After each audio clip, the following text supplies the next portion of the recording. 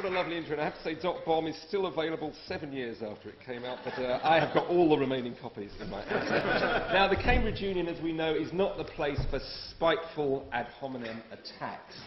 But looking at the bench opposite me and the range of burnt-out volcanoes there, I do feel like the substitute for Man United coming on when we're 7-0 up against the LA Galaxy. I mean, what a collection of arguments. Let's just go through them one by one here. And I just said I don't want to be at all personal. Reid Hoffman. Reid runs a company called a social network called LinkedIn, which is really a social network for saddos. Facebook for people who don't really have any friends but would really, really like to have some. People keep approaching me on it saying, be my friend on LinkedIn. LinkedIn is a place where you go if you think you're about to lose your job. It's the only reason to be on LinkedIn. So, join now because it's going to happen to you sooner or later. So there's Reid. You know, he's a nice guy, but I don't see a future in it. Ramesh. Now, Ramesh is an academic. We've all got respect for academics, but he came here on an advertising mission for Stanford University, which is a lovely place, but his classes are so good that his students keep leaving before he's finished and going off to start a company. Anything to get out of Stanford.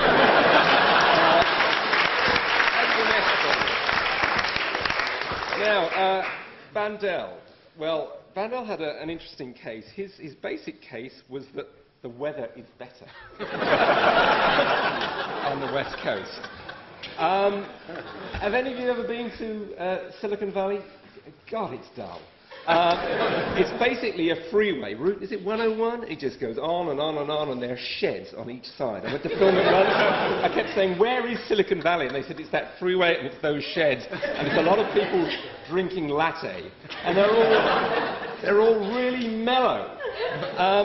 And do you remember what Woody Allen said about the West Coast and how mellow it was? He said, I don't do mellow, I just get too mellow and I ripen and I rot. And that's what's happening to Silicon Valley. So I'm a bit worried about Bandel. And he also insulted the audience at the Cambridge Union, which, you know, frankly, if you know your market, Bandel, that's not a good move.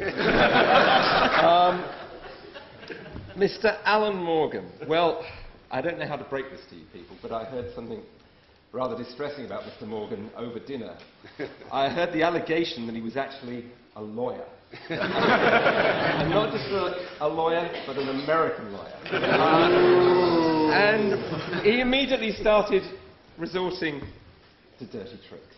So, you know, what can you expect of the team opposite? In comparison, we've heard tales of innovation, excitement, stimulation. I mean, look at the team. Look at the team before. Giant.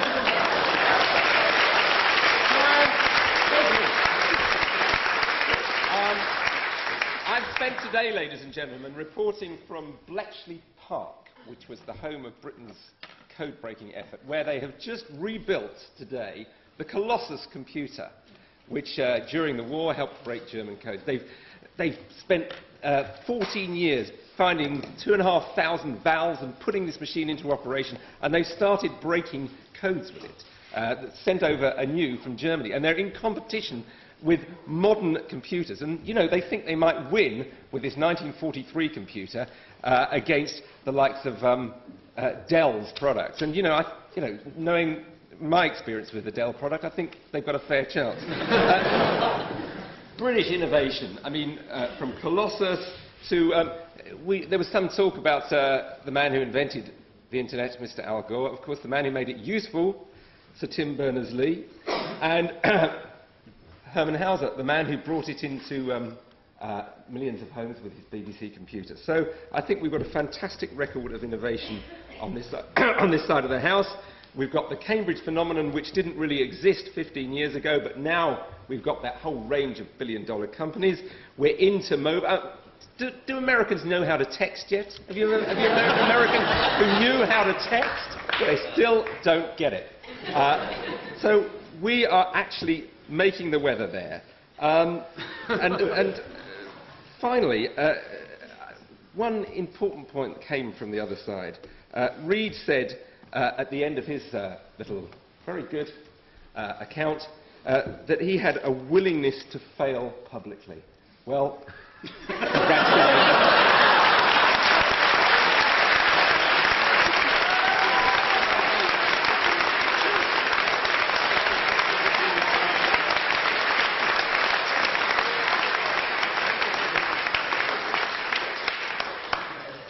Summing up with the opposition is Clara Swisher.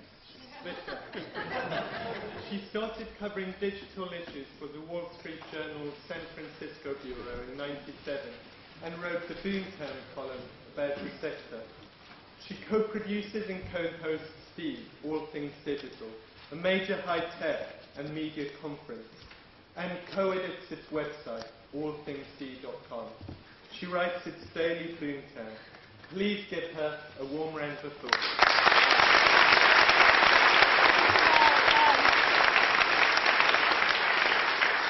Okay, the British journalist, funny. You're a funny guy. First of all, I just want to say the diversity of this group, all white guys, I love it. It kind of reminds me of Europe. Yeah.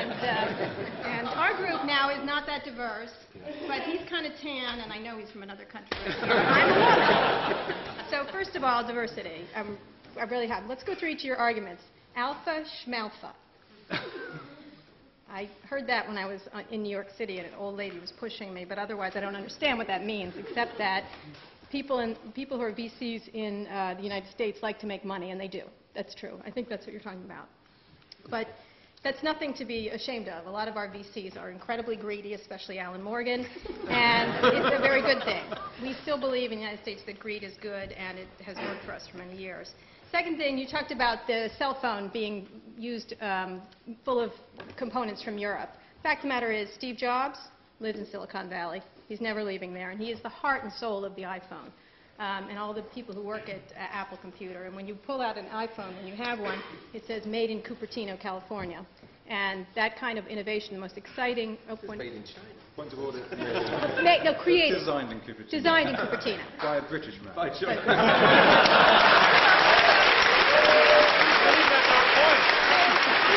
By the way, nice shot, but he's got a great place in Napa Valley. And it's saying that... I'm sorry? He'll be back. He'll be back, You keep waiting there. You keep holding on. Keep that dream, keep the dream alive. Second thing, you discussed about tech IPOs being more tech IPOs in Europe than there are in the U.S. That's because our companies are busy getting sold to other companies for billions of dollars, such as YouTube to Google for $1.6 billion, the valuation of Facebook for $15 billion to Microsoft. So at this point, of course, our IPO market is not as ridiculous as it once was, but it is... Objection. Oh, go ahead. Objection.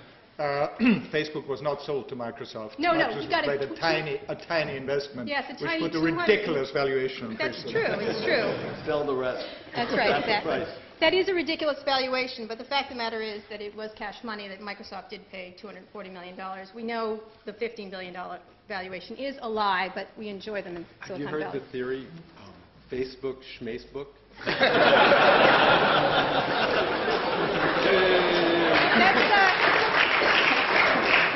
That's kind of like juiced oof, right?